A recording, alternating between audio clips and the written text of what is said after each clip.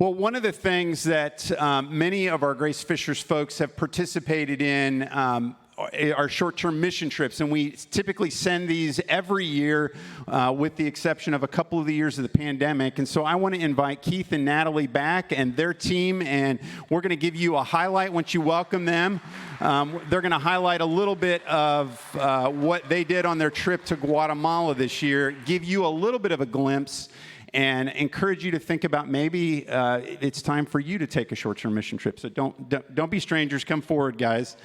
Keith and Natalie, you guys lead trips all the time. Give us a little glimpse into what happened on the Guatemala trip. Yeah, thanks, Kevin.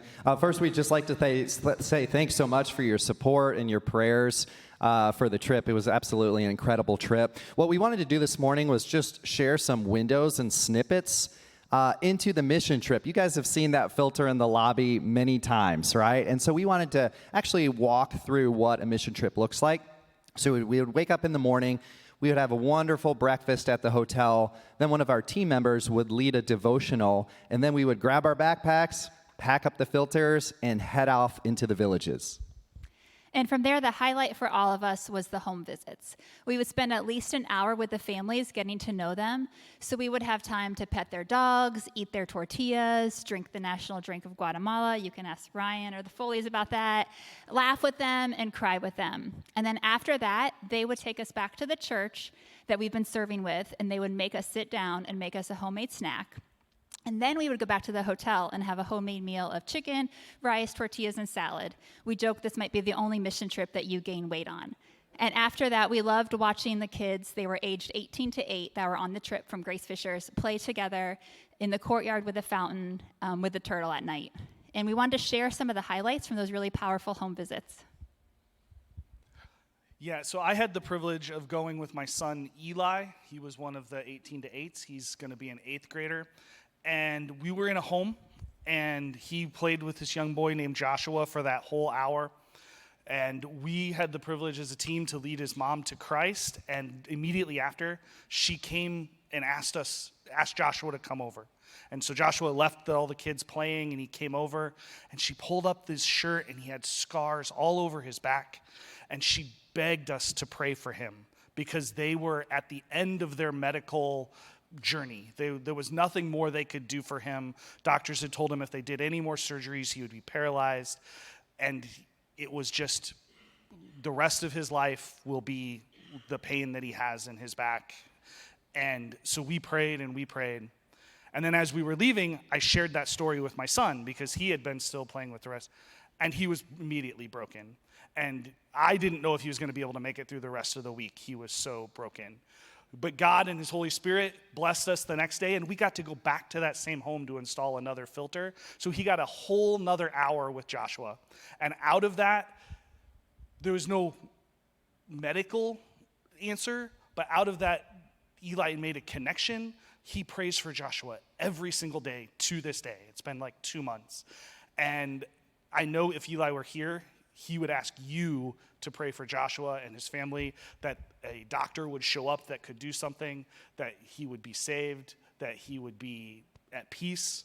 I know those are the things that Eli has learned from the trip. Thanks, Chris. Hi, Bob Foley. One aspect of the mission is we give them 2 gifts. The people we visit, we give them a gift of the filter, and we give them the gift of the message of Jesus Christ. And I was really good at the filter part. I don't know about some of you all, but I was pretty intimidated by the message part. And we have a nice script, and dirty water and clean water, and I had all these rationalizations why I didn't want to do it. And as only my wife can do, she called me out saying, "Well, you're scared." Well, I was a little scared. But so here it is, Friday, it's the last day, in the afternoon, I'm committed. I'm gonna do this. And I was thinking about this script, and God put us in a place where I was with a man named Marco. He was more my age, and my life experience matched up with some of the things he'd been through, and the dark parts of my life and his life, and prayed over him, and God gave me the words to say. I never felt more comfortable, and he accepted Christ in his life. And I know his life has changed, but I know my life has changed. after meeting Marco and praying over him. And Bob, that's a good segue, and actually Ryan's going to share. Ryan, this was your first trip like this. Just briefly tell us why somebody here, if they've not been on a trip like this, should consider going next year.